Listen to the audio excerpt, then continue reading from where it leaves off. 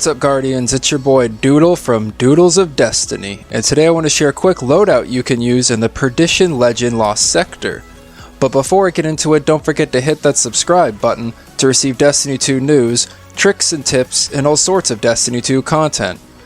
Now, in Season 15 being Season of the Lost, I would highly recommend taking advantage of the fusion rifle meta. Pairing any fusion rifle with the armor mod Particle Deconstruction will give you a huge advantage in any high content activity.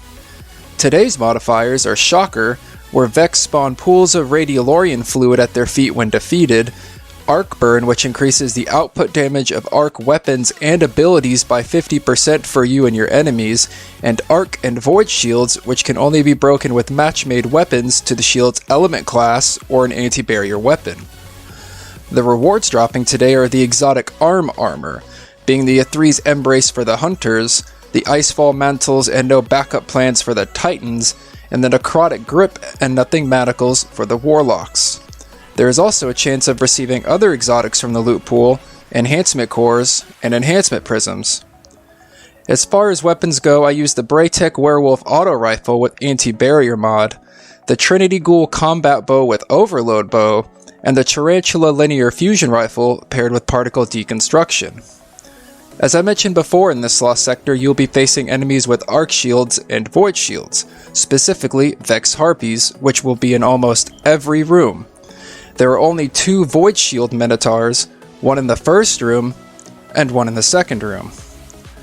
You will also be facing Vex Overload champions and Barrier champions, so make sure you have the right subclass, weapons, and mods on to break their shields before you start, as your weapons and gear will become locked once you enter. Because arc shields are more predominant here, I would recommend a long-range arc weapon like Trinity Ghoul. Trinity Ghoul will more or less be used for stunning Overload champions, which will spawn in the first room and in the second room.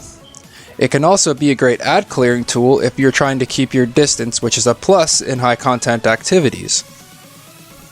Because there really isn't a huge need for void damage apart from these 2 enemies, I would recommend simply using a void subclass. As far as weapons go, BRAYTECH Werewolf will generally be used for popping off barrier shields and shooting through all shielded enemies. As anti-barrier mod means you can shoot through anything, I would definitely take this into consideration. There is only 2 barrier champions in this Lost Sector, so any auto rifle, in my opinion, could work just as well for this. Tarantula will be used for champion DPS, and when paired with the mod Particle Deconstruction and the 50% increase in arc damage, will absolutely work all champions. Combine all 3 of these weapons and you may find this Legend Lost Sector a lot easier. Like, way easier.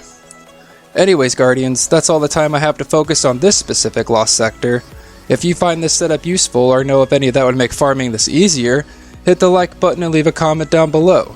And as always, this is Doodle from Doodles of Destiny.